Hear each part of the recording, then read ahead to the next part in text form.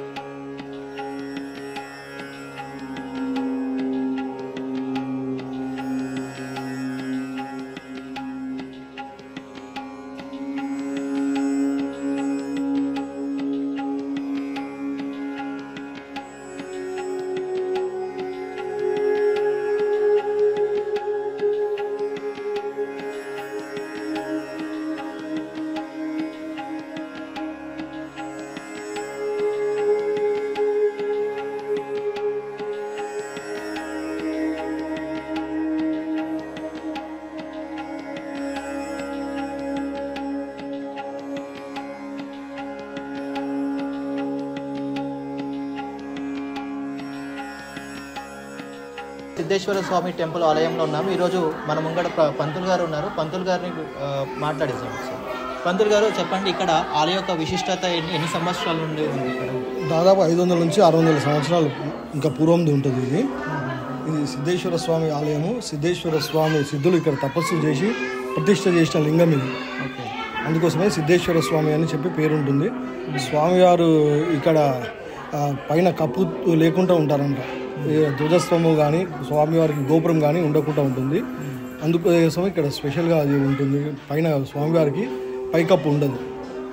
అందుచేత పైన నుంచి వచ్చే గాలి, ఎండ, వాన అన్నీ కూడా స్వామివారికి ఏ విధంగా అయితే కైలాస పర్వతం పైన ఉంటాడో ఆ విధంగా ఓపెన్లో ఉంటాడు. అందుకే ఈ పైన అంతా గుట్ట ఉంటుంది కూడా తెల్లగా వెండి కొండలాగా ఉంటుంది. అంటే శివుని యొక్క కైలాసం మాదిరిగా ఉంటుంది. ఆ కైలాస పర్వతం ఎలా ఉంటుందో అదే విధంగా ఉంటుంది కనుక వెండికొండ అని పేరు. ఇక్కడ స్వామివారిని వెండికొండ సిద్ధేశ్వర స్వామి అని చెప్పి పిలుస్తారు. అంటే గతంలో ఎప్పుడైనా ప్రయత్నం చేశారా పైన గోపురం కట్టడం కానీ అట్లాంటివి? ఒక 60 years బ్యాక్ చేశారంట, కాకపోతే పడిపోయిందండి. అప్పుడు వాళ్ళకి ఎవరైతే ప్రయత్నం చేశారో వాళ్ళకి కల్లోకి వచ్చి చెప్పారంట ఇక్కడ చెత్త ఉండొద్దు అని చెప్పి. అందుకోసమని ఇక్కడ మళ్ళీ ఒకసారి చెత్త వేయడానికి మళ్ళీ ప్రయత్నం ఏం చేయలేదు. స్వామివారికి ఇక్కడ ఓపెన్లో ఉండడం ఇష్టం ఉంది కనుక ఓపెన్లో ఉంటుంది. అయితే ఇంకోటి ఏముందంటే ఇక్కడ ఆయన స్వామివారి సిద్ధులు ఎవరైతే ఉండి తపస్సు చేశారో ఆ తపస్సు చేసిన లింగము కింద గుహలో ప్రతిష్ఠ చేసి దానికి పైన ఇది మళ్ళీ ప్రతిష్ఠ చేసిందని చెప్తారు. అందుచేతనే అది దానికి పైన కప్పులాగా ఉంటుంది అని, అందుకోసమని మళ్ళీ పైన కప్పు వేయకూడదు అని చెప్పి శాసనం ఉందని చెప్పి అంటారు. ఇప్పుడు ఇక్కడ ఎప్పుడు ఏ రోజు విశిష్టమైనటువంటి? సోమవారం నాడు విశేషంగా పబ్లిక్ వస్తుంటారు. సోమవారం విశేష పూజలు అవుతూ ఉంటాయి. మళ్ళీ కార్తీక మాసంలో ఉంటారు. శ్రావణ మాసంలో ఉత్సవాలు అవుతాయి, బ్రహ్మోత్సవాలు. లాస్ట్ శని ఆది సోమవారంలో లాస్ట్ వారం నాడు ఉత్సవాలు అవుతాయి. ఇక శివరాత్రి అయితే మామూలుగా శివాలయం కనుక శివరాత్రి ఉత్సవాలు అవుతాయి.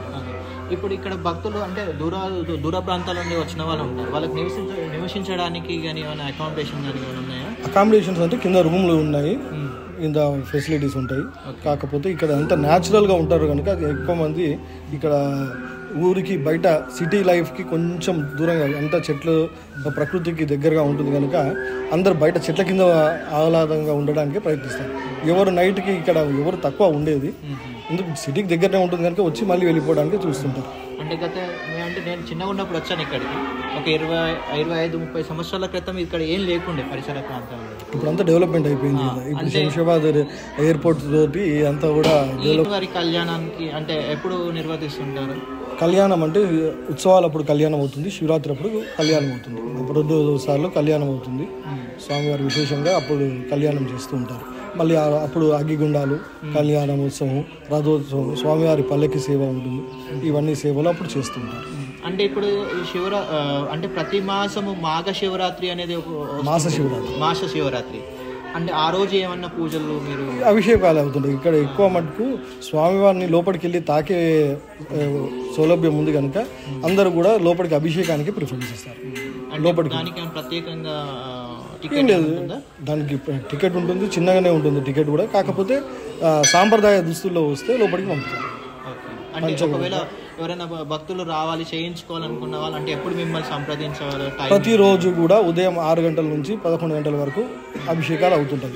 ఈవినింగ్ 4 నుంచి 6 గంటల వరకు ఉంటుంది. ప్రతిరోజు అభిషేకాలు అవుతూ ఉంటాయి.